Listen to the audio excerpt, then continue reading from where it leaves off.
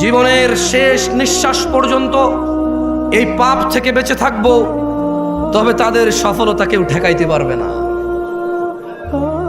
ফামান যুহজিহা আনিন নার ওয়া উদখিলাল জান্নাহ, যেই ব্যক্তি আগুন থেকে মুক্তি পেল, জান্নাতে প্রবেশ করলো, ফাকাদ ফাজ, আল্লাহ বলছে সে জিতে গেল, সে জিতে গেল।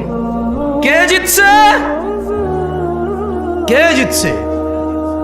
যে আগুন থেকে বেঁচে গেল, জান্নাতে ঢুকলো, সে জিতছে। কে জিতছে? কে জিতছে?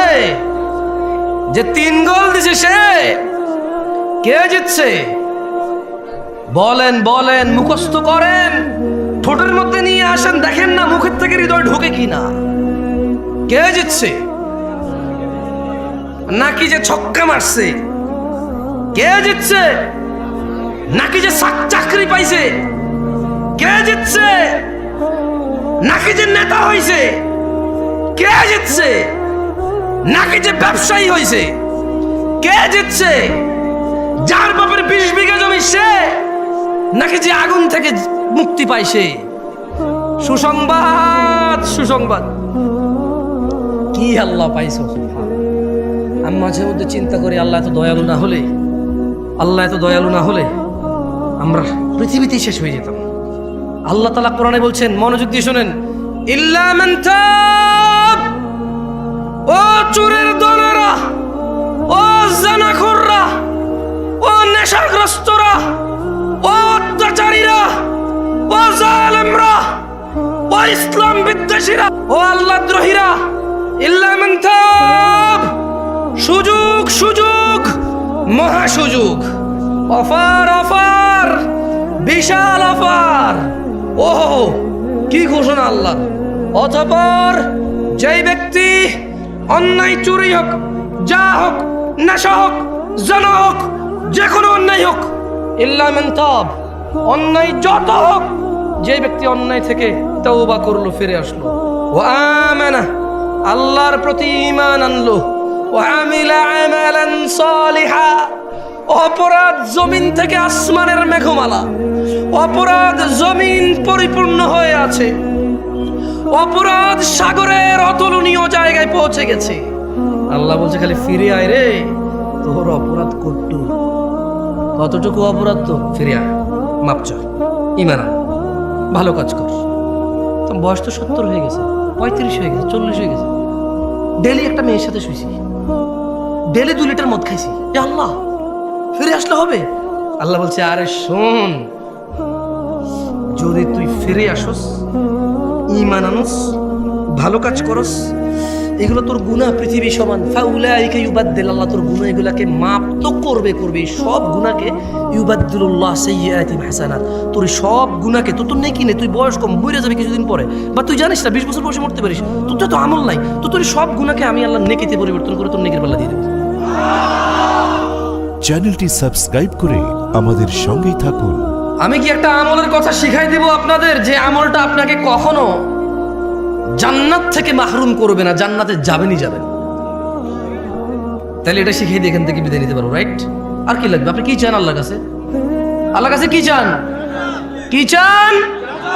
তো ওই সম্পর্কে একটু জানাই দিলে তো হলো, আর তো সারা রাত ওয়াজ করে তাহলে লাভ নাই, আমাদের মূল ঠিকানা পাই গেলে তো হইল। শিরিক করা যাবে না ভাইরা আমার। না না না, আপনাকে ভুল বলছে বক্তা। শেষ নবীর উম্মত আমরা, নবীর উম্মত তোরা কখনো শিরিক করতে পারে না, একদম ভুল বলছে। সূরা ইউসুফ, সূরা নাম ওয়া মা ইউমিনু আকসারুহুম বিল্লাহ ইল্লা ওয়া হুম মুশরিকুন। আপনার হুজুর বলছে যে একবার মুসলমানের ঘরে জন্ম নিয়ে নিলে, বাপ আর দাদা যদি মুসলমান হয়ে যায়, যদি আপনার দাদা আর বাপ কোন রকমের মুসলমান হয়, তাহলে আপনার দ্বারা শিরিক আর সম্ভব না। আপনার হুজুর বলছে, আমি বলছি, এরকম মাইকে এসে, কেমন? ওইদিকে সূরা ইউসুফ কি আমাদের নবী মুহাম্মদের উপরে সাল্লাল্লাহু আলাইহি ওয়াসাল্লাম নাজিল হয়েছে নাকি অন্য নবীর উপরে? তাহলে এখানে আল্লাহ বলছেন যে ওয়া মা ইউমিনু আকসারুহুম বিল্লাহ, আল্লাহ তাআলা বলছে যে এই যে মানুষকে তুমি দেখছো মুহাম্মদ সাল্লাল্লাহু, এদের অধিকাংশ মানুষ প্রথমে ঈমান আনে। প্রথমে কি আনে? কি আনে? মানে এরা স্বীকার করে বাচ্চা দেয় কে, বৃষ্টি দেয় কে, সুস্থ করে কে? এরা ঈমান আনে। ইল্লা ওয়া হুম মুশরিকুন। তবে এদের যারা ঈমান আনে এদের অধিকাংশ 50%-এর উপর হলো মুশরিক, শিরিক করে। ওই কল্পনা থেকে বের হন যে আপনার বাপ দাদা মুসলমানের জন্য আপনার দ্বারা শিরিক হবে না, কেমন? ওটা থেকে বের হন। আর শুনেন, খালি যে মাজারে গিয়ে, মন্দিরে গিয়ে, তারপরে হচ্ছে কোনো মানুষের পায়ের নিচে, তারপর হচ্ছে কোনো নেতার নিচে, পয়সাওয়ালার নিচে, কোনো মহিলাকে পাওয়ার জন্য এভাবে করলে যে শিরিক হয় তা না। শুধু শিরিক এভাবে হয় না। জাবের রাদিয়াল্লাহু আনহু থেকে বর্ণিত, তিনি বলেন, কি বলেন? তিনি বলেন যে বাইনার রাজুলি ওয়া বাইনাশ শিরকি ওয়াল কুফরি তারকুস সালাহ। একজন ব্যক্তি শিরিক আর কুফরের মধ্যে পার্থক্য হচ্ছে নামাজ ছেড়ে দেওয়া। বুঝাইতে পারছি? আমি বলি নাই, জাবের রাদিয়াল্লাহু আনহু বলছেন। বলেন না যে নতুন কথা বলছি। আরে ভাই, আপনি শুনেন নাই? এটা 1450 বছর পুরনো। আপনার মুহাদ্দিসরে জিজ্ঞেস করেন না, আপনার এখানে আলিয়া মাদ্রাসার প্রিন্সিপালকে, জিজ্ঞেস করেন না আপনার মসজিদের জুমার খতিবকে, জিজ্ঞেস করেন না আপনার পাড়ার ডাবল টাইটেল পাস মাওলানাকে। বলেন না যে মাওলানা সাহেব, খতিব সাহেব, একটু বলেন না নামাজ ত্যাগকারীর বিধান ইসলামে কি? বুখারী, মুসলিম, তিরমিজি, আবু দাউদ, মুসনাদ আহমদ, বাইহাকি, মুআত্তা মালিক। হ্যাঁ, আপনি যে বইগুলোর নাম জানেন ওনাকে বলেন না যে সবগুলা বইকে একত্রিত করে, সবগুলা বই থেকে নির্যাস বের করে সালাত ত্যাগকারীর বিধানকে ইসলামে একটু আমাকে পড়ে শোনান। আপনাকে বলতে হবে বাইনাল মুনাফিকিন, বাইনানা ওয়া বাইনাল মুনাফিকিনা শুহুদুল ইশা ওয়াস সুবহ লা ইস্তাতিউনাহুমা। আপনার মোল্লা, মুন্সি, মুহাদ্দিস আমার মতো আর কি, যারা আপনারা 3-4 হাজার টাকা বেতনে রাখেন, দাম নাই আর কি, যারা আমার মতো, যাদের মসজিদের ইমামদের, হ্যাঁ, ওনাকে বলেন না যে হুজুর আমি শুধু জুমা পড়ি, তাও রুকুতে যায় নামাজ ধরি, সালাম ফিরানোর পর সবার আগে বের হওয়া লোকটা আমি খুব চালাক, 2 রাকাত বরাবর পাইয়া যাই। সবাই পড়ে 5 মিনিট নামাজ 2 রাকাত পায়, আমি পড়ি 3.5 মিনিট, তারপরে 2 রাকাত পাই। কেমনে? সবাই বুকা আল্লাহু আকবার যায় ধরছে নামাজ, আমি সোজা রুকুতে যায় পাইছি 1.5 মিনিট পড়ার পরে। তার মানে আমি টাইম সেভ করছি, দারুণ। আমি যে কি বুদ্ধিমান, আল্লাহ, আমি যে কি চালাক। ইমাম সাহেব, আপনি বুঝেন না, আপনি জানেন না আমি কত ক্লেভার, আমি হেভি জিনিয়াস টাইপের জিনিস। হ্যাঁ, চিন্তা করেন, তোরা 5 মিনিট পড়ে 2 রাকাত, আমি 3.5 মিনিট পড়ে 2 রাকাত আমি। এবং ইমাম সাহেব নামাজ শুরু হয় আল্লাহু আকবার দিয়ে, শেষ হয় আসসালামু আলাইকুম দিয়ে। আমি আসসালামু আলাইকুম বলছি, সবার আগের লোকটা আমি বাইরে হয়েছি, তার মানে নামাজ শেষ, আমি নাই ওইখানে, আমি টাইম সেভ করছি। আপনি চালাক না? এই ছেলে, তুমি চালাক না? তুমি তো এটাই করো। তোমার হুজুরকে বলো না, তুমি যাকে বিশ্বাস করো তাকে বলো না যে ইসলামে হাদিসের যে গ্রন্থগুলো আছে ওখান থেকে একটু বলেন তো, আমি শুধু জুমার 2 রাকাত পড়ি, আর কোনো নামাজ পড়ি না আমি, আর ঈদের নামাজ পড়ি, আর কেউ মারা গেলে আমার, তাও যদি আমার নানি, দাদি, নানা, নানু, খালা, খালু, ফুফা, ফুফি, হ্যাঁ, আত্মীয় স্বজন, চাচা, জ্যাঠা, একেবারে নিকটবর্তী হলে আমি জানাজা অংশগ্রহণ করি। এর বাইরে আমি নামাজ পড়ি না। আমার বিধান কি ইসলামে? শুনেন, আপনার হুজুর থেকে শুনে নিয়েন আপনার আলেম থেকে, শুনে নিয়েন আপনার বিশ্বস্ত মানুষটা থেকে, যাকে আপনি শ্রদ্ধা করেন। আজকে আমাকে নিয়ে আসছেন, আমি বলে দিই, দেখিয়ে এগুলো এসে বলতে হবে। যদি সে আপনাকে আদর করে এইভাবে মাথা বুড়ি বলে যার সমস্যা নেই, ঠিক হয়ে যাবে, তো ওনার ব্যাপার। আর যদি বই থেকে নিয়ে আসে কথা, কোথায় থেকে? বই থেকে নিয়ে আসতে বলবে যে বাইনানা ওয়া বাইনাল মুনাফিকিন শুহুদুল ইশা ওয়াস সুবহ লা ইস্তাতিউনাহুমা। বলতে হবে যে আল্লাহর নবী বলছে আমাদের মুসলমানদের আর মুনাফিকদের মধ্যে পার্থক্য হচ্ছে ফজর আর ইশায় উপস্থিত হওয়া। লা ইস্তাতিউনাহুমা, মুনাফিকরা ফজরে আর ইশায় উপস্থিত হতে পারে না। আল্লাহ নবী মুনাফিক বলছে তাদেরকে। আপনি আজকে শুনছেন এটা? কি বলেন? 1450 বছর পুরনো। এটা আমি বলতে হচ্ছে কেন জানেন? আপনি বলবেন যে দূর থেকে কোন ছেলে আসছে, বাপ দাদা 14 গোষ্ঠী শুনি নাই, ও নতুন কথা কয়। না না, আপনি শুনছেন আজকে, এইটা নতুন কথা না। এটার বয়স 1450 ক্রস করছে। কেমন? মানে আপনার আব্বার আব্বা, তার আব্বার আব্বা, তার আব্বার আব্বা, তার আব্বার আব্বা, তার আব্বার আব্বা, তার আব্বার আব্বা, তাদের সবার আব্বার আব্বার আগে কথা এটা। আপনি বলবেন যে কি কথা বলে, বাপ দাদার জন্মে শুনে নেই। আর দূর, তোমার বাপ দাদার 14 গোষ্ঠীর 14 বার যোগ্য লেয়ার আগের কথা এটা। এত পুরনো কথা তুমি শুনো নাই কখনো, সময় পাও নাই শুনতে। এটা বলতে হবে। আরেকটা কি বলবে? আরেকটা বলতে হবে যে যে বাইনাল আবদি ওয়া বাইনাল কুফরি তারকুস সালাহ, কাফের আর মুমিনের মধ্যে পার্থক্য হচ্ছে নামাজ ছেড়ে দেওয়া। এটা বলবে উনি, যদি উনি বই থেকে বলতে হয়। কেমন 90% মুসলমানের দেশ, বলো মারহাবা, বলো হ্যাঁ, বলতে থাকো। তোমার ক্ষমতা অনেক না, তুমি নিজেকে নেতা বললে নেতা, সুদর্শন বললে সুদর্শন, কবি বললে কবি, লেখক বললে লেখক, তুমিই তো তুমি তো বলো নিজেকে মুসলমান মুমিন বলো, তোমার মর্জি। কিন্তু মনে রাখবা, ইয়াউমা লা তামলিকু নাফসুন লিনাফসিন শাইআ ওয়াল আমরু ইয়াউমাইযিল লিল্লাহ। ওই দিনকে ভয় করো যেদিন কোনো মানুষের কোনো ক্ষমতা কোনো কাজে আসবে না, একচ্ছত্র মালিকানা সিদ্ধান্ত নেওয়ার ক্ষমতা থাকবে কার? ওই দিনকে ভয় করো। ওই দিন মুসলমান বললে মুসলমান হওয়া যাবে না। আল্লাহর নবী বলে গেছে যে নামাজ ত্যাগ করে সে কুফরি করে। এখন বলবো জামশেদ মজুমদার এসে ফতোয়া দিয়েছে নামাজ ছাড়লে কাফের। আমি কখন বললাম রে ভাই?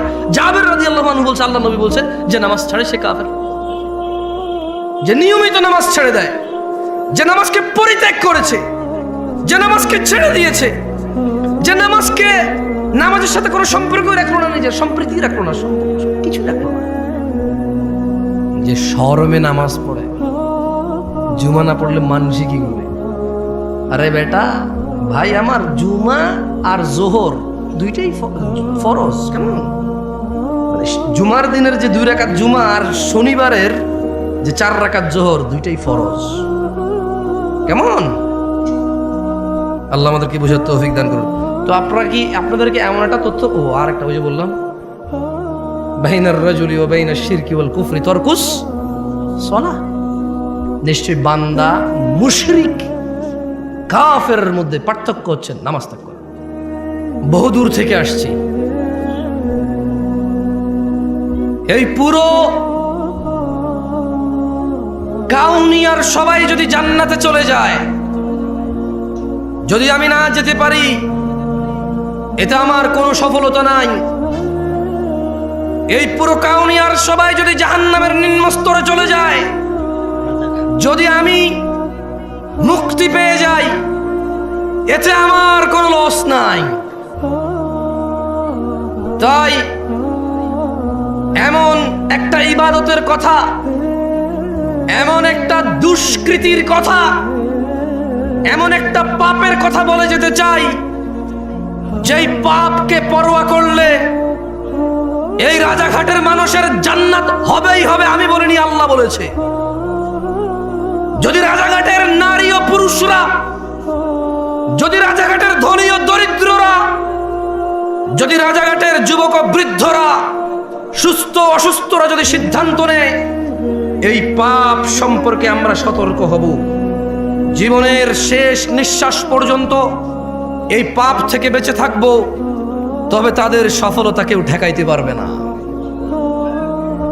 ফামান যুহজিহা আনিন নার ওয়া উদখিলাল জান্নাহ, যেই ব্যক্তি আগুন থেকে মুক্তি পেল, জান্নাতে প্রবেশ করলো, ফাকাদ ফাজ, আল্লাহ বলছে সে জিতে গেল, সে জিতে গেল। কে জিতছে? কে জিতছে? যে আগুন থেকে বেঁচে গেল, জান্নাতে ঢুকলো, সে জিতছে। কে জিতছে? কে জিতছে? যে 3 গোল দিছে সে। কে জিতছে? বলেন বলেন, মুখস্থ করেন, ঠোঁটের মধ্যে নিয়ে আসেন, দেখেন না মুখের থেকে হৃদয় ঢোকে কিনা। কে জিতছে? নাকি যে ছক্কা মারছে? কে জিতছে? নাকি যে চাকরি পাইছে? কে জিতছে? নাকি যে নেতা হইছে?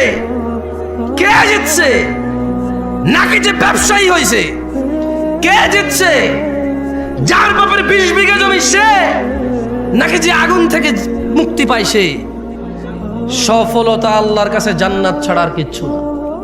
এই পৃথিবীতে এমন কিছু নেই যেটা পেলে আল্লাহ মানুষকে সফল বলেছে। আল্লাহ বলেছে যে আগুন থেকে রেহাই পেল, জান্নাতে প্রবেশ করলো, ফাকাদে ফাজ, সে জিতে গেল। তো ইয়া আল্লাহ, সে কত গোলে জিতলো, কত রানে জিতলো? ফাযা ফাওজান আযীমা, সে পৃথিবীতে যত শ্রেষ্ঠ, এই মানুষের জন্য যত শ্রেষ্ঠ কিছু আছে সবচাইতে বড়টা জিতছে সে, এর চাইতে আর কিছু বড় নেই। লুকমান হাকিম বলেছিল, আল্লাহ মুহাম্মদ সাল্লাল্লাহু আলাইহি সাল্লামকে বলতেছেন, ওয়াইদ ক্বালা লুকমান, আল্লাহ বলল যে আর স্মরণ করুন যখন লুকমান বলেছিল তার পুত্রকে, ইয়া বুনাই ওয়া হুয়া ইয়ালি ইবনি, তার পুত্রকে যখন সে বলেছিল ওয়া হুয়া ইয়াইদুহু, ওয়াজ করতেছিল। কি করতেছিল? কি করতেছিল? আমি কি করতেছি এখানে আজকে? গত বছর এখানে কি হয়েছে? এর আগের বছর যত হুজুর আসে কি করে এখানে? যত শ্রোতা আছে কি শুনে এখানে? ওয়াজ শুনে। লুকমান হাকিম তার ছেলেকে ওয়াজ করছে। এদেশের বাপেরা হুজুর নিয়ে এসে ছেলেকে ওয়াজ শোনায়, নিজেরা ওয়াজ করে না। যেদিন বাপ তার ছেলেকে ওয়াজ করবে, স্বামী তার স্ত্রীকে, দাদা তার নাতিকে, নাতি তার দাদাকে, মা তার মেয়েকে, বাপ তার মেয়েকে, চাচা তার ভাতিজিকে, মামা তার ভাগ্নিকে, ভাগিনাকে, পাড়া প্রতিবেশী তার পাড়া প্রতিবেশীকে যেদিন ওয়াজ করবে, সেই দিন ওই একটা ইসলামের বিধানকে প্রস্তুত করার জন্য দু চারটা সুন্নতকে ছোট করা লাগবে না, সেদিন সবাই জেনে যাবে। কেমন? ওয়াইদ ক্বালা লুকমান, স্মরণ করুন লুকমান লিবনি, তার ছেলেকে ওয়াজ করছিল, ওয়া হুয়া ইয়াইদু, ওয়া হুয়া ইয়াইদু, তার ছেলেকে সে ওয়াজ করছিল কি, ইয়া বুনাই, ও আমার আদরের ছেলে, লা তুশরিক বিল্লাহ, তুমি আল্লাহর সাথে শরীক করিও না, ইন্না শিরকা লা যুলমুন আযীম, হে আমার ছেলে, শিরক পৃথিবীর যত অপরাধ উপস্থিত আছে সবচেয়ে বড় অপরাধ। এখন প্রশ্ন হতে পারে, 1000 লিটার মদ খেলে আর শিরিক করলে কোনটা বড় অপরাধ? এখানে কোরআনুল কারীমে সূরা লুকমানে আল্লাহ বলছে যে ইন্না শিরকা লা যুলমুন আযীম, নিশ্চয়ই শিরিক সবচেয়ে বড় অপরাধ। প্রশ্ন আসতে পারে, এদেশের নেতারা কয়েক হাজার কোটি টাকা দুর্নীতি করে নিয়ে চলে গেছে, এটা হিসেব হবে? মানুষের টাকা, কার টাকা? মানুষের টাকা, হিসেব আল্লাহ মাফ করবে না। যার টাকা মারছে তারা মাফ করবে, তারা যদি তারা মাফ না করে তাহলে তাদেরকে নেকি দিয়ে দিতে হবে। যদি ওই লোকের কাছে, নেতার কাছে আর নেকি নেই, তবে এই দেশের নেতাদের কাছে বহু নেকি আছে। বলেন তো কেন? এই মসজিদ মাদ্রাসার লোকেরা নেতার কাছে যায় 2 লাখ টাকার জন্য দাঁড়ায় থাকে। ওর বাপ কি করতে রে, তুই যে 2 লাখ টাকার জন্য গেলি, ও কোত্থেকে টাকা আনবে? এই ওর বাপ কি করতো আমি চিনি না, ওর বাপের ও নিজে কি করতো? এই মসজিদে 1 লাখ, ওই মাদ্রাসায় 2 লাখ, ওই স্কুলে 5 লাখ, ওই এতিমখানা মেয়ের বিয়েতে 10 লাখ আনে কোত্থেকে রে টাকা? ওর বাপের কয় বিঘা জমি ছিল রে? ও কি ব্যবসা করে? কত ব্যবসার নাম? ওর কাছে যাই যা দাঁড়ায় থাকো টাকার জন্য। তো টাকা যেহেতু দিচ্ছে, যেখান থেকেই আনে, যেহেতু টাকা দিচ্ছে, এ ভাই আমি আওয়ামী লীগ বিএনপি বলছি না ভাই, চোর বদলানোর কথা আমি বলি না, কি বদলানোর কথা আমি বলি না। আমার কথা হচ্ছে যে শাসনে আছে, আল্লাহ তার মধ্যে যত কল্যাণ আছে তা আমাকে গ্রহণ করা তৌফিক দিক, তার ভিতরে যত অনিষ্টতা আছে আল্লাহ তা থেকে আশ্রয় দিক। আমি তার সাথে পাঙ্গা ঝামেলা যেতে চাই না, তার ভিতরের ভালোটাকে ব্যবহার করে সমাজকে সুন্দর করতে চাই, তাকে সংশোধন করতে চাই, তাকে বদলাতে চাই না। কি করতে চাই না? বদলাতে চাই না, কারণ আমি নামই জানি না তাকে বদলায় কাকে নিয়ে আসবো, সবাই চোর। ঠিক আছে? তো সংশোধন লাগবে, বদলানো লাগবে না। কি লাগবে না? সংশোধন লাগবে। আল্লাহ আমাদেরকে সংশোধন হওয়া তৌফিক দান করুন। তো 2000 কোটি টাকা যদি কেউ চুরি করে বিদেশ নিয়ে চলে যায় বা দেশে রেখে দেয় বা কিছু একটা করে, তো যাদের টাকা সে মারবে আল্লাহ বলবে যে আমি মাফ করবো না। তো সে বলবে যে তোমার টাকা তুমি মেরে দিয়েছি, কি করবো? সে লোক বলবে যে নেকি দাও। তো এখন এই যে মসজিদে 2 লাখ দেয়, মাদ্রাসায় 2 লাখ দেয়, এতিম বাচ্চাদের বিয়ে করা, দেখলো ভালো কাজ নাকি খারাপ কাজ? পাহাড় সমান নেকি থাকবে না তার কাছে, কারণ সে প্রচুর দান করে। কি করে? ও এখানে আরেকটা কথা বলা ভালো, যদি সুনামের জন্য, দানবের জন্য দান করে তাহলে নেকি ওটাই নাই, ওটা রিয়া হয়ে উল্টো ওটা একটা গুনায় পরিণত হবে। কেমন? আর যদি মন মানসিকতা ভালো হয়, একটু মন নরম, ভালো মন মানসিকতা, একটা এতিম বাচ্চা বিয়ে করে দিচ্ছে, যা কিছু টাকা দাও হয়ে যাক, অথচ টাকাটা কিন্তু সে চুরি করে, ডাকাতি করে, বদমাইশি করে, কিছু হালাল আছে কিছু হারাম আছে মিশ্রিত। কেমন? কিছু হালাল কিছু, ওটা সরি নেতা বলবো না, ওটা ব্যবসায়ীরাও করে। 2 নাম্বার 4 নাম্বার 6 নাম্বার মালামাল বিক্রি করে নাকি করে না? গ্রামের মোড়লে করে, ওটা কিন্তু নেতা না। আপন বড় ভাইয়ে করে, রাস্তার জমি নিজে নিয়ে ছোট ভাইকে ওই পিসের জমি দিয়ে দেয়, বোনের সাথে ভাইয়ে করে। তো আমি আসলে শুধু নেতা বলবো না, আমি আসলে আমরা মানুষ, এই সমাজের মানুষগুলো আমরা খারাপ। ভাই হিসাবে ভাইয়ের সাথে খারাপ, ভাই হিসাবে বোনের সাথে খারাপ, ছেলে হিসাবে বাপের সাথে খারাপ, নেতা হিসেবে সমাজবাসীর সাথে খারাপ, ব্যবসা হিসেবে কাস্টমারের সাথে খারাপ, স্বামী হিসেবে স্ত্রীর সাথে খারাপ, বাপ হিসেবে ছেলের সাথে খারাপ। এটা হচ্ছে আমাদের স্বভাব, বুঝে আসছে? তো আসলে কোনো একটা লোককে এইভাবে দোষ, মানে নেতা হয়েছে এই জন্য দোষ, এটা না। আসলে আমাদের স্বভাবগত যাতে এই দেশের মানুষের আমরাই খারাপ, বুঝে আসছে না আসলে আপনার? তো এখন ইন্না শিরকা লাযুলমুন আযীম, লোকমান বলছে যে ছেলে তুমি আল্লাহর সাথে শিরিক করিও না। কেন? বলো যে শিরিক সবচেয়ে পৃথিবীর বড় অপরাধ। তো এখন যদি আপনি প্রশ্ন করেন কত বড় অপরাধ, 1,00,000 কোটি টাকা যদি মারিয়ে দেওয়া হয়, এটা কিয়ামতে আল্লাহ মাফ না করলে, এ হলো চোর যে টাকা মারছে, এ হলো যার সম্পদ তারা, বা সে একক বা তারা অধিক, এর যত নেকি আছে একে দিতে হবে। দিতে দিতে আর নেকি নেই, কিন্তু লোক বাকি আছে। এখন এই পৃথিবীতে এমন একটা মানুষ আছে যার গুনাহ নাই? আছে? একটা মানুষ কি পাওয়া যাবে যার গুনাহ নাই? তো এখন এই যে ওই যে চোর বাটপার অন্যের হক মাইরা খাইছে, এর কাছে আর নেকি নাই, এখন লোক বাকি আছে যাদের হক এর কাছে রয়ে গেছে, এদের গুনাহগুলো সব এর কাছে আসবে। ইন্না লিল্লাহি ওয়া ইন্না ইলাইহি রাজিউন। সেই নেকির পাহাড় নিয়ে এসে মানুষ সবার গুনাহ নিয়ে গুনার পাহাড় নিয়ে যাবে। এবারে আসেন, এরপরে কি হবে? এর সমস্ত নেকি শেষ, সব মানুষের গুনাহ এর কাছে চলে আসছে, এইবার কি হবে ওর? এটা প্রশ্ন থাকতে পারে না? ধরে নেন ওর শিরিক করে নাই, কি করে নাই? কি করে নাই? আল্লাহ বলছে যে ইয়াগফিরু লিমান ইয়াশা, যাকে খুশি মাফ করে দেবে। বুঝে দিবেন নাই কি বলছে আল্লাহ? আরে ভাই, চোরদেরকে উৎসাহিত করতেছি না, ভুল বুঝিয়েন না আপনারা। অধিকাংশ চোরই মুশরিক বেনামাজি, অধিকাংশ চোর মুশরিক বেনামাজি, অধিকাংশ চোর ডাকাত আল্লাহকে অস্বীকার করে। আচ্ছা, একটা কথা বলি আপনাকে, মাশাআল্লাহ আপনার ঠান্ডা চুপ আছে, একটু মনোযোগ দিয়ে শোনেন। জেনা করা কি? ন্যাংটা থাকা কি? ন্যাংটা থাকা কি? আরে আমি নাস্তা আমরা জোর করব। ন্যাংটা থাকা কি? গুনাহ। গুনাই তো, হারাম তো গুনাই। শরম না? শরম না? শুকর খাওয়া কি? আচ্ছা, কালকে বাংলাদেশের বইতে লেখা হলো, আমি ওয়াল্লাহি, আল্লাহ সাক্ষী, আল্লাহ সাক্ষী, কসমে বিল্লাহি তাআলা, আল্লাহকে সাক্ষী রেখে বলছি, আমি বর্তমান যে সরকার বা এর আগের সরকার বা পরে কি আসবে আমি এত নন অফ কনসার্ন না।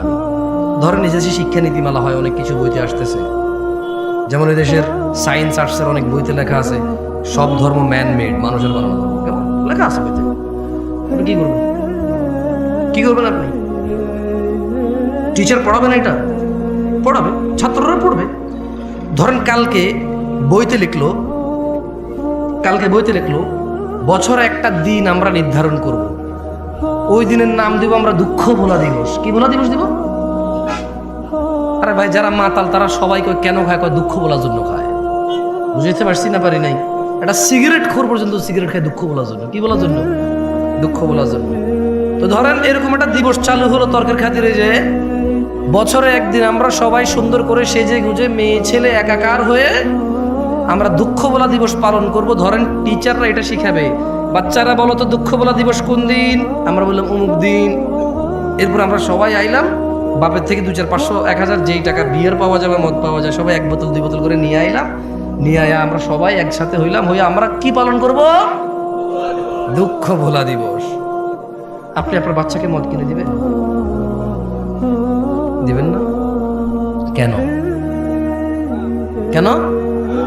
ও আচ্ছা, মাশাআল্লাহ, ইউ কেয়ার অ্যাবাউট দ্য হারাম। আপনি হারাম সম্পর্কে পরোয়া করেন? জাযাকুমুল্লাহ খায়র। শুনে খুব ভালো লাগলো। আচ্ছা, ধরে নেন পরশু একটা দেশে, এই দেশ না জানি, এই দেশ নিয়ে কথা বলে খুব বাউরে বাপ ঝামেলা আছে। আচ্ছা, উদাহরণের মধ্যে যে কোনো দেশে হলি হলো, কেমন? আমরা একটা দেশের নাম দিলাম কল্পনা। ও না, ওটা মনির খানের হয়ে যাবে পরে, সমস্যা হবে। ওটা দিয়ে চলে অবস্থা। কি নাম দেওয়া যায়? একটা দেশের নাম দেন তো, মানে কাল্পনিক। ভাই, এটা বাংলাদেশের ভিতরে, আমি এই দেশ নিয়ে কথা বলতে চাই না, আমি পাগল।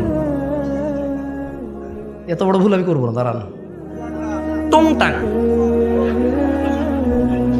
কারণ টংটাং দেশে যে কোনো কিছু হইতে পারে।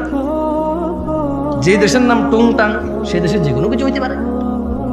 এখন একটা দেশের নাম ধরে নেন টংটাং, ওই দেশে কিছু মুসলমান বসবাস করে, কিছু হিন্দু বসবাস করে, কিছু বৌদ্ধ বসবাস করে, কিছু খ্রিস্টান বসবাস করে, কিছু নাস্তিক বসবাস করে, কিছু ইয়াহুদি বসবাস করে, নাসারা বসবাস করে, এভাবে বহু ধর্মের ধর্ম মানে বসবাস করে। ধরে নেন ওই দেশের গভর্নমেন্ট হঠাৎ করে বলল আমরা সৌন্দর্য প্রদর্শন দিবস পালন করব। কি দিবস? এবং তারা তাদের শিক্ষকদেরকে বলে দিল বইতে একটা অধ্যায় সৌন্দর্য প্রদর্শন অধ্যায়। কি অধ্যায়? তো ওই দিন আমরা যাপন করব কিভাবে? তারা বললো যে সৌন্দর্য যেহেতু প্রদর্শন, তাইলে সবাই জামা কাপড় ছাড়া আসলেই ভালো হবে, পুরুষ দেখা যাবে। আরে আশ্চর্য, হাসতেছেন কেন? কি প্রদর্শন? তাইলে যার শরীরে যতটুকু অংশ আছে, যে যত বেশি করে দেখাবে সে পুরোটাই দেখাইলো, রাইট? এটা তাদের লজিক। এটা কার লজিক? তাদের লজিক। কোন দেশের? টংটাং দেশের লজিক। এখন টংটাং দেশের মুসলমানরা বলো কি, আমার বাচ্চাকে আমি ঘর থেকে জামা কাপড় কোনো কিছু ছাড়া স্কুলে পাঠাবো আজকে সৌন্দর্য প্রদর্শন দিবস পালন করার জন্য? শুধু বইতে লেখা আছে তাই? শুধু সরকার বলছে তাই? শুধু এদেশের বড়রা বলছে তাই? শুধু এদেশের ইঞ্জিনিয়াররা ডাক্তাররা বলছে তাই? এদেশের যাদের ক্ষমতা আছে তারা, এদেশের যারা পয়সাওয়ালা তারা, যারা সুন্দর করে ক্লিন শেপ করে হাঁটে তারা, যাদের they look so handsome, that's why তাদেরকে দেখতে খুব হ্যান্ডসাম দেখা যায়, এই জন্য আমি তাদের কথা মেনে নেবো। আমার বাচ্চাকে আমি ন্যাংটা পাঠাবো? আমার 12 বছরের যুবতী মেয়ে, আমার 15 বছরের যুবতী মেয়ে, আমার 18 বছরের যুবতী মেয়ে, আমার 20 বছরের যুবক ছেলেকে আমি কাপড় চোপড় ছাড়া পাঠাবো? ইম্পসিবল। বলবে, রাইট? আপনারা বলবেন? এরকম বলবেন তো না? দেখতে টংটাং দেশের মতো আপনারা বলবেন, রাইট? আচ্ছা, এরপর ধরেন কিছুদিন পর দিবস একটা আসবে, দুঃখ বলা দিবস। টংটাং দেশে কি বলা দিবস আসবে? ওই দিন বইতে এরকম লেখা থাকবে, স্যাররা শিখাবে, শোনো, জানে না, বুঝে নাও, এরকম একটা দিন আসছে, অমুক দিন অমুক অমুক কিছু করছে, সে যেহেতু চলে গেছে, তাহলে আমরা প্রচুর দুঃখ পাই তার জন্য। আমরা কি করবো? আমরা কি মদ খাবো? কি খাবো আজকে? টংটাং দেশ যে কোনো কিছু হতে পারে ভাই। এখন টংটাং দেশের মুসলমান হঠাৎ বলো কি আস্তাগফিরুল্লাহ, কি পাগল নাকি রে ভাই? ও আমার ক্ষমতায় আছে, ও আমার নেতৃত্বে আছে, আমাকে শাসন করবে, অন্যায়ের প্রতিবাদ করবে, আমি ভালো করলে পুরস্কৃত করবে, খারাপ করলে শাস্তি দেবে। ও মদ খাওয়াবে কেন আমার বাচ্চাকে? টংটাং দেখছে মানুষ এটা মেনে নেবে না, বাচ্চাকে বলবে আজকে স্কুলে যাওয়ার দরকার নাই, যা হয় হবে, বাদ দাও। বলবে কি না? আপনারা কি করবেন? তো এই যে যারা আমাদের জন্য, ভাষার জন্য, স্বাধীনতার জন্য, আমাদের জন্য এই পৃথিবী ছেড়ে চলে গেল এই দেশে, এই দেশ থেকে তারা সুন্দরী স্ত্রী, ছোট ছোট বাচ্চা কাচ্চা খুলেছিল, বৃদ্ধ বাবা মা ছিল তাদের, তারাই হয়তো পরিবারের একমাত্র উপার্জনকারী ছিল। ওর স্ত্রীর গর্ভে একটা 9 মাসের বাচ্চা ছিল। ও বেচারা ভাষার জন্য হোক, স্বাধীনতার জন্য হোক, ওর স্ত্রী সন্তানের ইজ্জত রক্ষার জন্য হোক, আর পরাধীনতায় বিরক্ত হয়ে নিজের পরবর্তী প্রজন্মকে স্বাধীন একটা রাষ্ট্রে দিয়ে স্বাধীনতা দিয়ে যাওয়ার জন্য হোক, ও বেচারা লড়াই করতে চলে গিয়ে জীবন দিয়ে দিল। ওর বাচ্চাটা ভূমিষ্ঠ হলো ইতিম হয়ে। ওর বাচ্চাটা পৃথিবীতে আসার আগে ইতিম হয়েছে, ও জীবন বিলিয়ে দিল। এখন আপনারা বলছেন যে ওদেরকে আমরা স্মরণ করতে হবে টন টন টন টন টন টন টন গান গাইয়া। আপনারা বলতেছেন যে তারা যেহেতু আমাদের জন্য জীবন দিয়ে চলে গেছে, একটা দিন আমরা নির্ধারণ করব, ওই দিন মুসলমানের ছেলে মেয়ে একত্রিত হয়ে একাকার হয়ে সেজে গুজে ফুল মাথায় দিয়ে খোপায় দিয়ে, ছেলে তার হাতে ফুল নিয়ে, মেয়ে তার খোপায় ফুল নিয়ে যাবে, কোনো এক পাথরে দাঁড়াবে, ছবি তুলবে, জুতা নিয়ে উঠবে না, মোজা নিয়ে উঠবে না, নানা ধরনের নিয়ম থাকবে। আর সারা দিন শুধু আল্লাহ যে মিউজিককে হারাম করেছে, ইসলাম যে মিউজিককে হারাম করেছে, মদ হারাম করেছে কে? ন্যাংটা হওয়া হারাম করেছে কে? মিউজিক হারাম করেছে কে? তো টংটাং দেশের মানুষ তো মিউজিকটা আল্লাহ হারাম করেছে, এজন্য মিউজিক দিয়ে কাউকে সম্মান করবে না। আপনারা কেন করছেন? টংটাং দেশের মানুষের মতো হইতে পারবে না। এতটা বিবেকহীন হয়ে গেছে। মানে বইতে লেখা থাকবে, কেউ একজন বলবে আচ্ছা মৃত ব্যক্তি গান বাজালে সম্মান পায়, এটা কে বলছে ভাই? মিউজিক বাজাইলে যে আমার জন্য উৎসর্গ করেছে তার প্রাণ, যে আমার মাথার মণি, যে আমার আবেগের জায়গা, আল্লাহ তাদের উপর সবার উপর সন্তুষ্ট হলো, জান্নাত দান করুন। যার যার ইমান আমল যতটুকু ছিল আল্লাহ প্রত্যেকটুকু কবুল করুন, আর আল্লাহ তাদের সাথে ইনসাফ করুন। যেহেতু আমরা জানি না এখানে হিন্দু বৌদ্ধ মুসলিম সবাই ছিল, আল্লাহ ইনসাফ করুন। আল্লাহ কি করুন?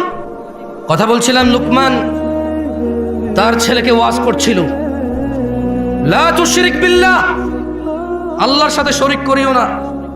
ইন্নাশ শিরকা লাযুলমুন আযীম, শিরক সবচাইতে বড় পাপ। কত বড় পাপ! এই পৃথিবীর সমস্ত জিন আর মানুষ একত্রিত হয়ে যদি কোনো পাপ রটনা করে, এর চাইতে বড় পাপ শিরক। কত বড় পাপ! ছোট্ট একটা উদাহরণ দে, যদিও এই উদাহরণ কিচ্ছু না, ওয়াল্লাহি এই উদাহরণ একেবারেই মিলবে না, তবুও দিচ্ছি। একটা লোক পুরুষ, একটা লোক মহিলা, এই পুরুষ এই মহিলাকে বিয়ে করেছে, বুঝে আসছে? এখন তারা স্বামী স্ত্রী। এখন এই মহিলা জোরে জোরে কথা বলে, এই পুরুষ তাকে বলে যে তোর এত জোরে কথা বলে আমার ভালো লাগে না রে। মহিলা তাও জোরে কথা বলে, পুরুষ বিরক্ত বলে যে কোন পাপ করছে জীবনে, বিপদ গলায় করছে। বাট মহিলাকে ঘর থেকে বের করে না, কি করে না, গায়ে হাত দেয় না, বিরক্ত হয়। ওর বউ পান খায়, বললো যে তুই এত অল্প বয়সে পান খাওয়া শুরু করে দিলি, এমনি এমনি চা বাঁচতে আরে আমার বিচ্ছিরি লাগে দেখতে আমার। কিন্তু বউকেও তালাক দেয় না, বাপের বাড়ি পাঠায় না, গায়ে হাত তোলে না, ওর জন্য জামা কিনে, কাপড় কিনে, ওর জন্য সুন্দর সুন্দর চুড়ি কিনে, লিপস্টিক কিনে, আলতা কিনে। ওর বউটা ওর মায়ের সাথে বিয়াদবি করে, কি সুন্দর করে বোঝায়, তুইও তো মা হয়েছিস, আমাদের তো বাচ্চা কাচ্চা আছে, আমার মাটা বাপের একমাত্র পোলা আমি, আমার তো দুইটা ভাই নাই যে আমি যদি খেয়াল না রাখি আরেক ভাইয়ের বউ খেয়াল রাখবে, একটু খেয়াল রাখ না, আমরা ভদ্র পরিবারের লোক, আমি যদি তোর গায়ে হাত তুলি এখন, তোর সাথে ঝগড়া করি, মানুষ কি বলবে?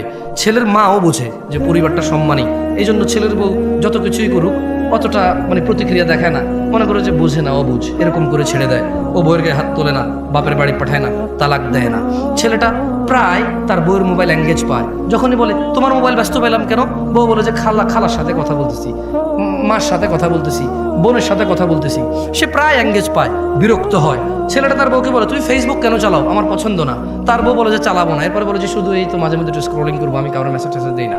ছেলেটা প্রায় দেখে যে ও বউ ফেসবুক চালায়, সে বিরক্ত হয়, বউর গায়ে হাত তোলে না, বাপের বাড়ি পাঠায় না, তালাক দেয় না। হঠাৎ যদি এই ছেলেটা ঘরে এসে দেখলো তার বউয়ের বিছানায় অন্য পুরুষের সাথে বউ শুয়ে আছে, এখন কি করবে সে?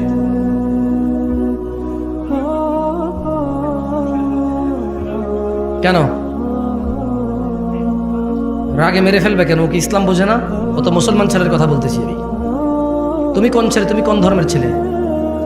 ইসলামে কোন মহিলা পুরুষ ধরা পড়ে গেলে মেরে ফেলার তোমার বিধান আছে? সরকার মারবে? কে মারবে? কে মারবে? বিবাহিত মহিলাকে পাথর মেরে মেরে রজম করবে কে? জেনাকারী কে রজম করবে?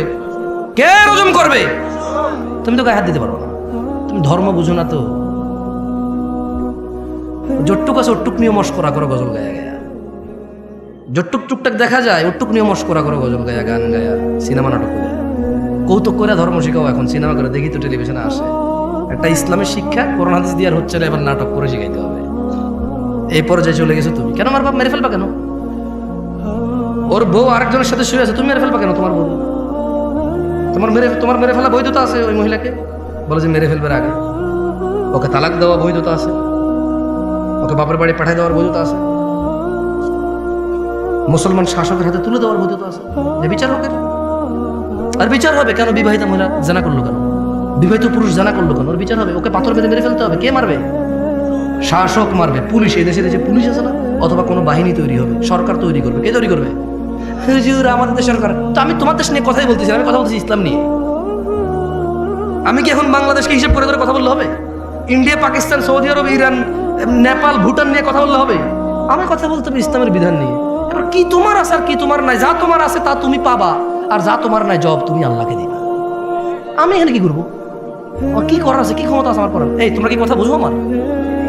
এখন এই ছেলেটা দেখলো তার স্ত্রী অন্য কারো বিছানায় শুয়ে আছে। আচ্ছা, এই যে তার মাকে কষ্ট দিল, এই যে মহিলা জোরে জোরে তার সাথে কথা বলল, এই যে মহিলা পান খায়, এই যে মহিলা সারা দিন ব্যস্ততা, মোবাইলে ব্যস্ত পায়, এই যে মহিলা ফেসবুক চালায়, ও কিন্তু তালাক দেয় নাই, দিছে? বলেন তো এবার ও রাখবে? আপনি বললে একটা পুরুষ, অথচ ওর বউকে যদি ওই পুরুষের সাথে না দেখতো, ও জানতেই পারতো না। এই কথা জানতে পারতো? ক্ষমতা আছে। ধরেন ওর বউ একটা পুরুষের সাথে শুইল, ও 3 দিন পরে বাড়ি আসলো, ও ওর বউর সাথে শুইল, ও ওর কি বুঝার ক্ষমতা আছে ওর বউ আরেকজনের সাথে ছিল? আরে জোরে জবাব দেন ভাই। যেই পুরুষ তার বউ যদি আরেকজনের সাথে শোয়, এরপরে সে যদি ওই স্ত্রীর কাছে যায়, যেই পুরুষের এতটুকু ক্ষমতা নাই বুঝার যে অন্য কারোর সাথে ছিল, ওই পুরুষ যদি দেখে আরেকজনের সাথে শুয়েছে, ও ঘৃণায় লজ্জায় রাগে ক্ষোভে দুঃখে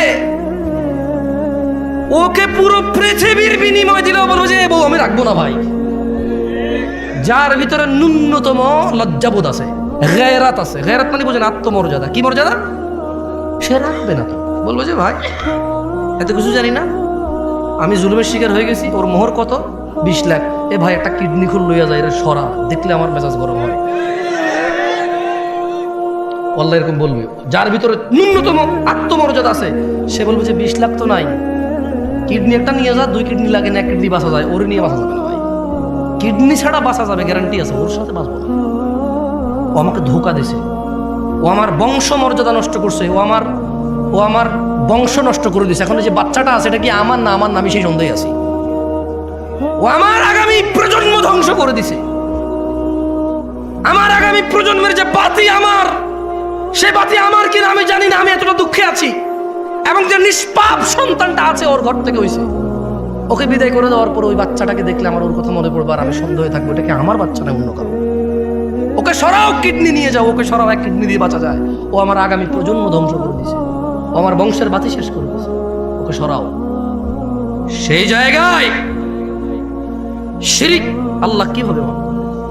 অথচ তিনি জানে ওয়াহুয়া খালাকাক, তিনি তোমাকে সৃষ্টি করেছে কোথায় থেকে?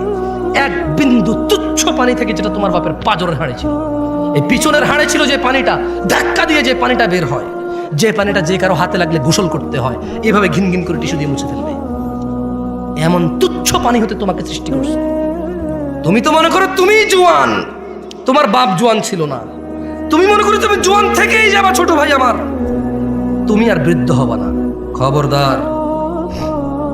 আন আবি বকর রাদিয়াল্লাহু আনহু قال, আবু বকর রাদিয়াল্লাহু আনহু থেকে বর্ণিত তিনি বলেন, قال النبي صلى الله عليه وسلم, আল্লাহর রাসূল সাল্লাল্লাহু আলাইহি সাল্লাম বলেছেন, আলা উনাব্বিউকুম বিআকবারিল কাবাইর, ও আমার উম্মতরা, তোমাদেরকে কি আমি বলে দেব পৃথিবীর সবচেয়ে বড় অপরাধ কি? ক্বালু বালা ইয়া রাসূলুল্লাহ, সাহাবারা সবাই বললেন, হ্যাঁ আল্লাহর রাসূল, আপনি বলে দেন না, এই পৃথিবীতে যত অপরাধ আছে সবচেয়ে বড় কোনগুলা? উনি বললেন সালাসান, 3 বার আল্লাহ নবী বলল, আমি কি তোমাদের বলে দেব পৃথিবীর বড় অপরাধ কোনটা? আবার বলল, আমি কি তোমাদের বলে দেব না পৃথিবীর বড় অপরাধ কোনটা? আবার বলল, আমি কি তোমাদের বলে দিব না এই পৃথিবীর সবচেয়ে বড় অপরাধ কোনটা? 3 বার বললেন।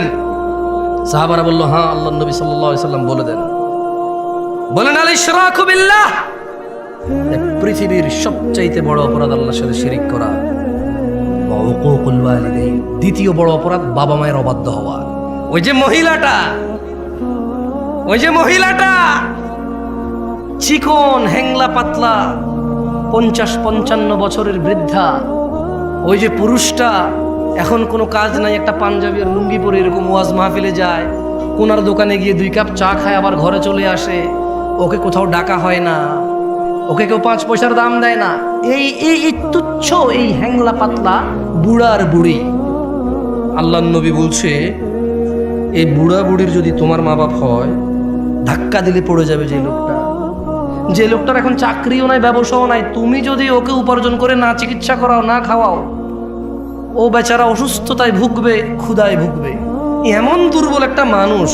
আল্লাহর নবী বলল যে পৃথিবীর বড় অপরাধ ওয়া উকুকুল ওয়ালিদাইন, এই পৃথিবীতে সবচেয়ে বড় অপরাধ শিরক। কি? তারপরের অপরাধ হচ্ছে বাপ মায়ের অবাধ্য হওয়া। তুমি তো বলো হুন্ডা না কিনে দিলে ঘর কোপায় ফেলবা ভাই আমার, তুমি বলো তোমার বাপকে হুন্ডা না কিনে দিলে ঘর কোপাবা, তুমি বলো তোমার বাপকে জন্ম দিছস কর্ম দিস না, কা বই পড়ে শেখে এগুলো না? পাগল ছেলে, ওর ক্ষমতা কত জানো? এই যে বুড়া লোকটা যারে তুমি বলো যে আপনি কিচ্ছু বুঝেন না, শুধু শুধু কথা বাড়ায় না এই জায়গায়, ওর ক্ষমতা জানো? এই যে তুমি যে জান্নাত, মানে যেখানে না গেলে আগুনে জ্বলবা, হ্যাঁ, এই জান্নাতে যে দরজা দিয়ে ঢুকবা না, এই বুড়া লোকটা, এটার চৌখাট, চৌখাট, এটা কি চৌখাট, এটা নাই মানে দরজাই নাই, এটা নাই মানে কি দরজাই। বোঝো ওর ক্ষমতা, ওর ক্ষমতা বোঝো। নেতার সাথে লাগবা, একবারে পিটায় সোজা করে দিবে, ভয় তুমি সুন্দর ব্যবহার করো। কোন প্রশাসনের সাথে লাগবা, মামলা মোকদ্দমায় ফেসে যাবা। ব্যবসায়ীর সাথে লাগবা, ও টাকা টোকা খরচ করে এমন বানান দিবে, এমন ট্র্যাপে ফেলবে, জীবনে মুখ দেখাইতে পারবা না, তোমার ঘরে মহিলা ঢুকাই দিবে। আর এই যে বুড়া লোক কি করতে পারবে জানো? জান্নাত থেকে তোমার এমন লাথি মারা বের করে দিতে পারবে। তুমি জানোই না এর ক্ষমতা কত। এই বুড়া লোকটা তোমার অনন্ত জীবনের সুখ কেড়ে নিতে পারে, এত ক্ষমতা তার। মামলায় জেলে গেলে 60 বছর পচবা, অমুক ব্যবসায়ীর সাথে লাগে গেলে 50 বছর ভুগবা, সে মারা যাবে বা তুমি মারা যাবা, ম্যাটার সলভ, ক্লোজ। বুঝে আসছে না? আসে নাই? আর এই বুড়া লোকটার সাথে যদি লাগো না, এই বুড়ির সাথে যদি লাগো না, অনন্ত জীবন, যেখানে আর মৃত্যু হবে না, ফিনিশ। ধাউ ধাউ আগুন, নাজ্জাআতাল লিশ-শাওয়া, যে আগুন মানুষের চামড়া খসে দেবে, এমন আগুনে ঢুকে ও ফেলে দেবে। কে ফেলবে? এ বুড়া লোক, যারা তুমি 5 আনার দাম দাও না। আব্বা আমাদের বড় ভাইরে এটা করছেন, ওটা করছেন, আমার দেন নাই। আব্বা আমরা সবসময় ছোট বলার দিকে টানেন। আব্বা আপনি কি করছেন, অমুক দেখেন তার পোলারে কি দিছেন, আপনি কি দিছেন। কার সামনে কথা বলো? তুমি চিনোই নাই, তুমি কি করো নাই, চিনোই নাই। হ্যাঁ, ও হিন্দু হলো, তুমি বিশ্বাস করো তোমার বাপ যদি হিন্দু হয়, তোমার বাপ যদি বৌদ্ধ, খ্রিস্টান, ইহুদি, নাসারাও হয়, তুমি না, তোমার আব্বা যদি বলে যে আল্লাহর সাথে শিরিক করে, বলতে হবে যে আব্বা আমি এক আল্লাহ ছাড়া করে, আব্বা আমার জন্য। ইব্রাহিম আলাইহিস সালাম একজন নবী, খলিলুল্লাহ, রাসূল, সুবহানাল্লাহ। উনি মিথ্যা কথা বলছে, চিন্তা করেন, তারপর বাপের সাথে বিয়ে করতে পারে নাই। বাপে বলছে যে ইব্রাহিম আসো আমরা পূজা করি। ইব্রাহিম আলাইহিস সালাম হঠাৎ করে বলেছে, আব্বা আমার খুব খারাপ লাগতেছে। কি লাগতেছে? আব্বা আমি অসুস্থ ফিল করতেছি, আমার যাইতে ভালো লাগতেছে না। বাপ বললো যে ঠিক আছে, যেহেতু অসুস্থতা ফিল করতেছে বাদ দাও। ওহি পাঠায় কে? উনি খলিলুল্লাহ, আল্লাহর বন্ধু। কার বন্ধু? আল্লাহর বন্ধু। উনার ওরস মানে উনার জন্মে একটা ছেলে আসছে, যার পানি লাগতো, কান্নাকাটি করতেছিল। সুবহানাল্লাহ, আল্লাহ জমজম দিয়ে দিছে ওখানে। কি দিছে? মানে ইব্রাহিম আলাইহিস সালাম কে ভাই? ছোট ভাই আমার, তুমি ইব্রাহিম আলাইহিস সালামের পরিচয় জানো? আরে না, তুমি জানো না তো। আরে তুমি জানো না ইব্রাহিম আলাইহিস সালাম কি কে? উনি ওনার স্ত্রী আর সন্তানকে রেখে মরুভূমিতে চলে গেছে। স্ত্রী সন্তানের জন্য আল্লাহ খলিল ইব্রাহিম আলাইহিস সালাম আল্লাহর বন্ধু। বন্ধুর বউ বাচ্চা কষ্ট পাচ্ছে, আল্লাহ ওখানে জমজম দিল। কি এতে খাদ্য আছে, পানিও আছে। মানে তুমি কলা খেলে যেরকম খাদ্য হয়, ভাত খেলে যেরকম খাদ্য হয়, পানি খেলে যেরকম 30টা মেটে পানি হয়, জমজমের পানিতে খাদ্যের গুণাগুণ আছে, পানির গুণাগুণ আছে। বুঝছো? মানে কারণ তো মরুভূমি তো কিচ্ছু নাই, তো এই পানি খেয়ে বেঁচে থাকতে হবে। সুবহানাল্লাহ, এত ভালোবাসে আল্লাহ ইব্রাহিম আলাইহিস সালামকে। এত ক্ষমতাবান মানুষ, এত ক্ষমতাবান মানুষ। বাপ বললো যে চলো পূজা করবা। আব্বা খুব খারাপ লাগছে। বললো যে আরে আমার ছেলেটা খারাপ লাগতেছে। আচ্ছা ঠিক আছে চল। তুমি বুঝছো? বলা যাবে না আব্বা আপনি মুশরিক, আর তুমি বলো যে আব্বা আপনি বেকার, আব্বা আপনি জুয়া খেলেন, বাপারে মারতে যাও। তুই কি করছস? জুয়া খেলছো সারাদিন। আমার ও আল্লাহর বান্দা, জুয়া কি তোর সাথে অপরাধ রে? জুয়া তোর সাথে অপরাধ? তোর বাপের, তোর বাপ নেশা করে, তোর সাথে অপরাধ বেটা। হ্যাঁ, এই নেশাখোরটারই তো খাচ্ছিস এখন পর্যন্ত, এই জুয়ারিটা তো খাচ্ছিস এখন পর্যন্ত। এখন পর্যন্ত যে বিয়ে করতে যাবি না, ওর পোলা হিসেবে তোর কাছে মেয়ে বিয়ে দিব মানুষ। তোর অত যোগ্যতা রে, তোর মেয়ে বিয়ে দিবে। এই এত খারাপ মানুষটা এখনো তোর ছত্র ছায়া আছে, তোর ছায়া হয়ে আছে রে। এত খারাপ লোকটা এখনো তোর ছায়া। এখনো তুই ছাদের নিচে বৃষ্টি থেকে আর রোদ থেকে বাঁচিস, ওর বানা। এখনো যে অমুক জায়গায় ঘুষে দিয়ে আমাকে দাঁত ভেঙে ফেলছিস, কার ছেলে? অমুকের। আরে ওর বাপটা তো খুব মিশুক মানুষ, আমাদের বন্ধু মানুষ ছিল। আচ্ছা ছাড়ো, আমি ওর বাবার সাথে কথা বলবো। এই যে তুই মারামারি করছিস, ওর জন্য বেঁচে গেছিস রে ছোট ভাই আমার। কত ক্ষমতাবান মানুষের সাথে বেয়াদবি করিস। আহ ছোট ভাই আমার, বাপ মায়ের সম্মান কর। পৃথিবীর সবচেয়ে বড় অপরাধ হচ্ছে আল্লাহর সাথে শিরিক করা, ওয়া উকুকুল ওয়ালিদাইন, পিতামাতার সাথে অন্যায় আচরণ করা। যাই হোক, ওয়াজালাসা ওয়া কানা মুত্তাকিয়ান ফাকাল, আল্লাহর নবী হেলান দেওয়া ছিল, দুইটা অপরাধের কথা বললো। একটা কি? আরেকটা কি? এই তৃতীয় একটা অপরাধের কথা বলতে গিয়ে ওয়াকানা ওয়াজালাসা ওয়াকান, উনি এভাবে হেলান দিয়ে বসা অবস্থায় এই দুইটা বলছে। কিভাবে হেলান দেওয়া অবস্থায়? যে কোনো ভাবে উনি হেলান দেওয়া ছিল, ঠিক আছে? তো এরপরে উনি হেলান থেকে উঠে গেছে, উঠে গিয়ে বললেন আলা ওয়া কাউলু জুর, মিথ্যা সাক্ষ্য দেওয়া। কি সাক্ষ্য দেওয়া? কি সাক্ষ্য দেওয়া? কি সাক্ষ্য দেওয়া? এই দেশে একজন লোকের জেল হয়ে গেছে খারাপ মানুষ ছিল বলে। ওই সাক্ষীকে পরে ধরার পরে বললো যে আমি দেখিনি। দেখেন, পৃথিবীর সবচেয়ে বড় অপরাধ শিরক, তারপরে বাপ মা। আল্লাহ নবী হেলান দিয়ে বলছেন দুইটা কথা। এরপর তিনি সাডেনলি হেলান থেকে উঠে গেছেন, উঠে গিয়ে বললো যে আলা আলা ওয়া কাউলু জুর, এবং মিথ্যা সাক্ষ্য দেওয়া। قال فما زال يكررها حتى قلنا ليت له سكت। আল্লাহর নবী হেলান দিয়ে উঠছে, ছোট ভাই আমার মিথ্যা সাক্ষী দিস না, বোন আমার মিথ্যা সাক্ষী দিও না। আল্লাহর নবী হেলান থেকে উঠে গিয়ে বলল মিথ্যা সাক্ষী দেওয়া, মিথ্যা সাক্ষী দেওয়া, মিথ্যা সাক্ষী দেওয়া, মিথ্যা সাক্ষী দেওয়া, মিথ্যা সাক্ষী দেওয়া। সাহাবারা সবাই বললেন ওহো, উনি বলতেইছিলেন।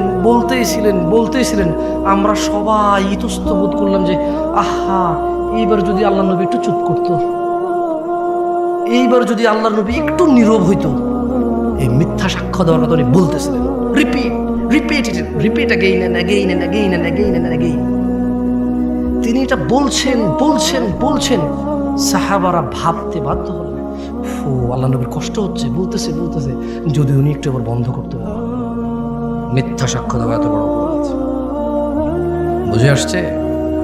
কিরে, এতে ওইটা বেশিরভাগ ছোট বলা বানি করে ঢিল মারছে গাছের আমে, পড়ছে যে জানালায়, ভেঙে গেছে গ্লাস।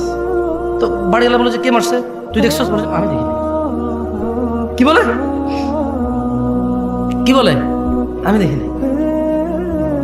ছোট ভাই, মিথ্যা সাক্ষ্য দেওয়া পৃথিবীর বড় অপরাধ। যাই হোক, আমি আমার বক্তব্য লম্বা করব না, তবে একটা কথা বলছিলাম যে তোমাদের একটা অপরাধের কথা বলে যাব, যে অপরাধ তোমাদেরকে কখনোই জান্নাতে নিয়ে যাবে না।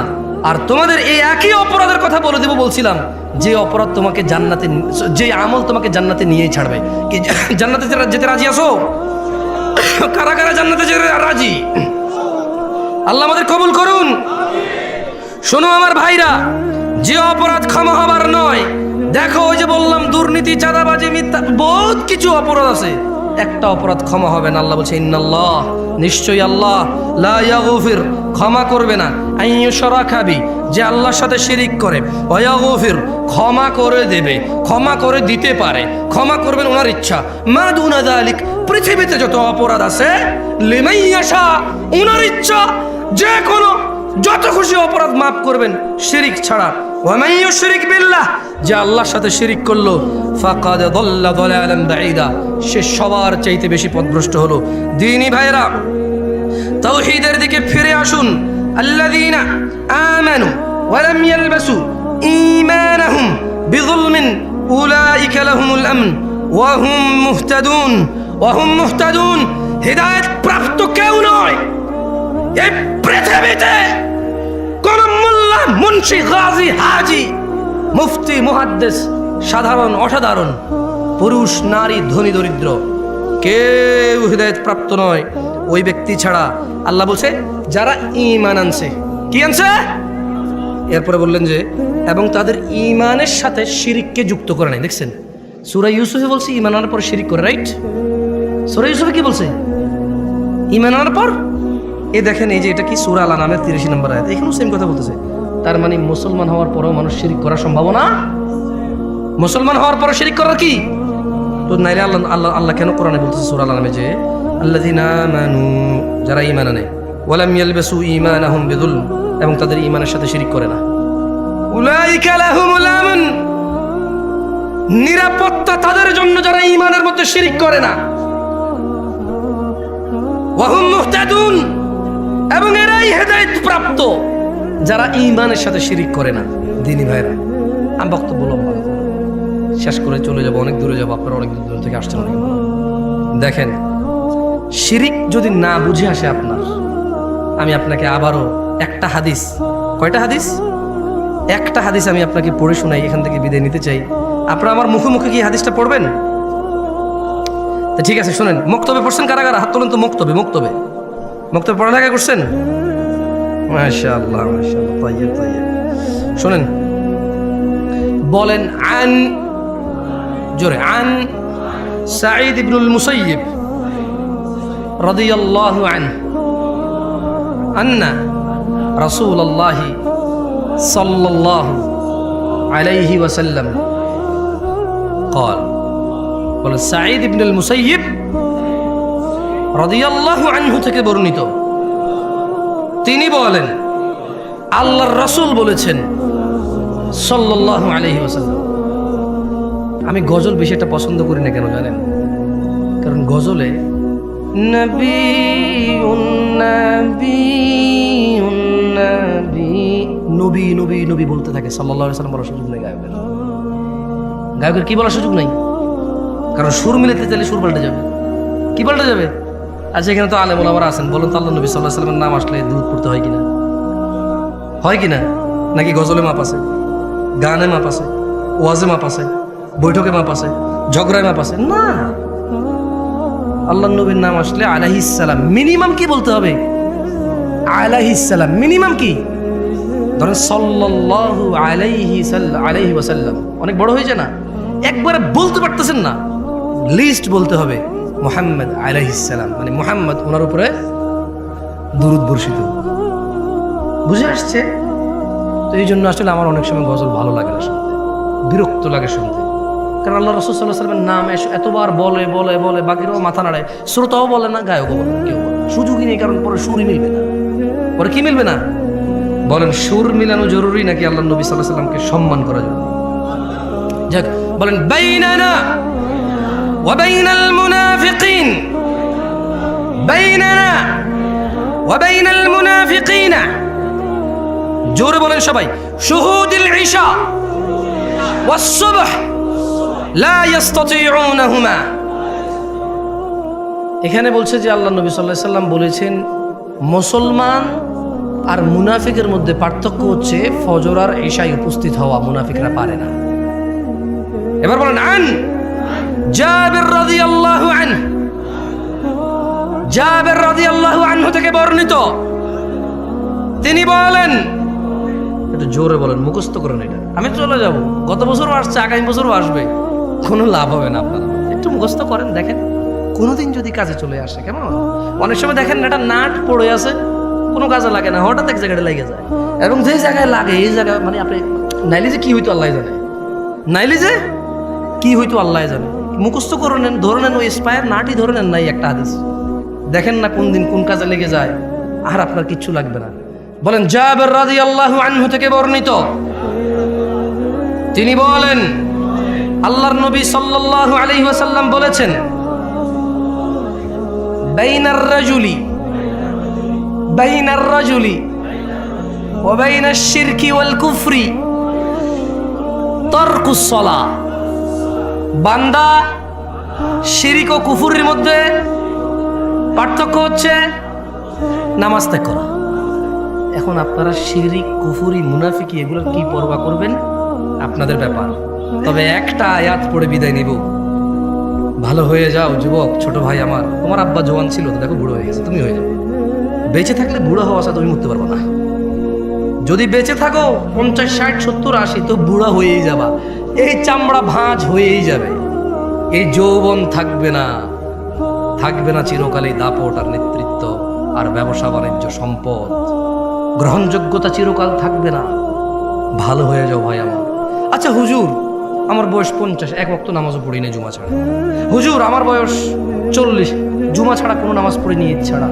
আরেকজন বলে যে ভাই, আমি কত জেনা করেছি জানেন, কত নেশা করেছি জানেন। আজকের দিনে আমার সলিউশন কি? আমার বয়স 50, কোনো নেকি নাই। সুসংবাদ, সুসংবাদ, কি আল্লাহ পাইছো। আমি মাঝে মধ্যে চিন্তা করি, আল্লাহ এত দয়ালু না হলে আমরা পৃথিবীতেই শেষ হয়ে যেতাম।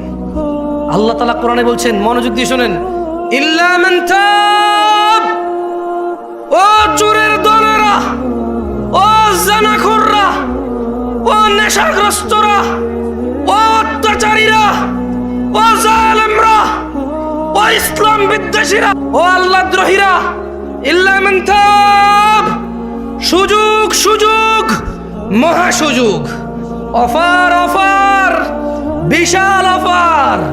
ওহো, কি ঘোষণা আল্লাহর!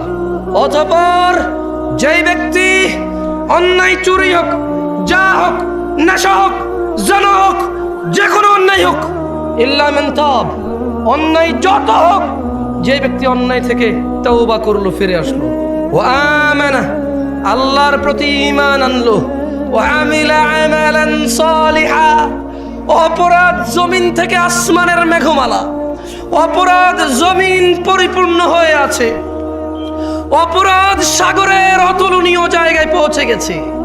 আল্লাহ বলছে, খালি ফিরে আয় রে, তোর অপরাধ কতটুকু অপরাধ তোর, ফিরে আয়, মাপ চায়, ঈমান আন, ভালো কাজ কর। তো বয়স তো 70 হয়ে গেছে, 35 হয়ে গেছে, 40 হয়ে গেছে, ডেলি একটা মেয়ের সাথে শুয়েছি, ডেলি 2 লিটার মদ খাইছি, এ আল্লাহ, ফিরে আসলে হবে? আল্লাহ বলছে, আরে শোন, যদি তুই ফিরে আসস, ঈমান আনস, ভালো কাজ করস, এগুলো তোর গুনাহ পৃথিবী সমান, ফাউলাইকা ইউবাদদিল, আল্লাহ তোর গুনাহ এগুলাকে মাপ তো করবে, সব গুনাহকে ইউবাদদিলুল্লাহ সাইয়্যাতিহিম হাসানাত, তোর সব গুনাহকে, তোর নেকি নেই, তুই বয়স কম, মরে যাবে কিছুদিন পরে, বা তুই জানিস না 20 বছর বয়সে মরতে পারিস, তোর তো আমল নাই, তো তোর সব গুনাহকে আমি আল্লাহ নেকিতে পরিবর্তন করে তোর নেকির পাল্লা দিয়ে দেবো। আল্লাহ, এটা কোনো হাদিস না যে আপনি জাল বলবেন, এটা কোনো হাদিস না আপনি দৈহিক বলবেন, এটা কোনো হাদিস না আপনি তর্ক বিতর্কে লেগে যাবেন, এটা সূরা কোরআনের আয়াত, একেবারে আমি ব্যাখ্যাও করি নাই। আল্লাহ বলছে, ইল্লা মান তাব, অতঃপর যে তওবা করে, ও আমানা, ঈমান আনে, ও আমিলা আমালান সালিহা, ভালো কাজ করে, ফাউলাইকা ইউবাদদিলুল্লাহু সাইয়্যাতিহিম হাসানাত, আল্লাহ তার সকল গুনাহকে নেকিতে পরিবর্তন করবে। এবার এই অফার আপনি নেবেন কিনা এটা আপনার ব্যাপার। তবে এই অফার পেতে হলে কি করতে হয়? প্রশ্ন, তওবা কেমনে করে? প্রশ্ন, তওবা কেমনে করে? গুনাহ কেমনে নেকিতে পরিবর্তন করব? শুধু মাপ না, এটি নেকি হয়ে যাবে। ধরে নেন, বাংলাদেশ সরকার বলল, কার কাছে কত জাল টাকা আছে, 30শে ফেব্রুয়ারি 2024 এর মধ্যে সমস্ত জাল টাকা না জমা দাও, সেম আসল টাকা নিয়ে যাও, তবে আর কখনো জাল টাকা বানাইতে পারবা না, যদি বানাও মৃত্যুদণ্ড, যদি বানাও কি। এখন এক লোক বলল যে, এই যে বললো সমস্ত জাল টাকায় আসল টাকা দিবে, আমার কাছে 20,000 কোটি টাকা আছে জাল টাকা। ধরেন গভর্নমেন্ট বললো যে ডাজেন্ট ম্যাটার, যত আছে 20,000, 50,000, 1 লাখ কোটি টাকা থাক, ডাজেন্ট ম্যাটার, তবে আজকে এখানে জমা দিতে হবে, এই টাইমের ভিতরে জমা দিলে তোমার এই যত টাকা জাল আছে অত টাকার বিনিময়ে আসল টাকা দেবে সরকার, এবং এরপরে আর তোমাকে কি করবে, যদি এরপরে অপরাধ করো মৃত্যুদণ্ড, এরপর অপরাধ করো কি। এখন বলো 50,000 কোটি টাকা, কেউ কি মিস করবে এটা? আল্লাহ এরকমই বলতেছে যে যত অপরাধ আছে, শর্ত হচ্ছে বেঁচে থাকা অবস্থায় মাপ চাইতে হবে। কখন? শর্ত কি? কেউ কি বলতে পারেন কে কতদিন বাঁচবেন? আমি পারি না। ভাই, আপনি বলতে পারেন কতদিন বাঁচবেন? তুমি? আরে কি ডিজিটাল দেশে কেউ জান না কবে মরবে। আফসোস, তো কি শিখলা? বুদ্ধি কি তেলে তুমি এত বিচক্ষণ মানুষ, কবে মরবে না একটু পরে সম্ভব হতে পারে, একটু পরেই হয়ে যেতে পারে, এখানে বসা অবস্থায় হতে পারে, এই বক্তা এখানে দাঁড়ানো অবস্থা হইতে পারে, এই শ্রোতা এখানে বসা অবস্থা হইতে পারে মৃত্যু। তো এই যে সমস্ত গুণাকে নেকিতে পরিবর্তন করার একটা শর্ত আছে, কি? সবগুলা গুনাহ যা হয়ে গেছে এই এখন বলতে হবে, এখন আস্তাগফিরুল্লাহ, আল্লাহ মাফ করেন, আমি আর কোনোদিন গুনাহ করব না। যদি গুনাহ করি আপনি তো জানবেনই, আপনার সাথে কি লুকাই গুনাহ করতে পারবো নাকি। তবে আমার সব গুনাহ আপনি মাফ করে দেবেন, আমি আর গুনাহ করবো না। বাস মৃত্যু পর্যন্ত আপনি তৌফিক দেন যাতে আপনার উপরে ঈমান রেখে ভালো কাজ করে মরে যাই, আর খারাপ কাজ করবো না। এই আল্লাহ বলছে সব নেকি হয়ে যাবে। এখন আপনাদের সিদ্ধান্ত ভাই, আমি তো আপনাদের আসলে কিছু দিতে পারবো না, আপনাদেরকে ফু দিয়া পারবো, বলে যেতে পারবো। আকুলু কওলি হাযা ওয়াস্তাগফিরুল্লাহ লি ওয়ালিসাইরিল মুমিনিন ফাস্তাগফিরু ইন্নাহু হুয়াল গফুরুর রহিম। আমি আল্লাহর কাছে আপনাদের সকলের জন্য এবং আমার জন্য ক্ষমা চাই, আল্লাহ আমাদের সবাইকে মাফ করুন। আপনারাও আপনাদের জন্য মাপ চাইয়েন আল্লাহর কাছে, আমিও আমার জন্য আল্লাহর কাছে মাপ চাইব। সুবহানাকাল্লাহুম্মা ওয়া বিহামদিকা আশহাদু আল্লা ইলাহা ইল্লা আনতা আস্তাগফিরুকা ওয়া আতুবু ইলাইক।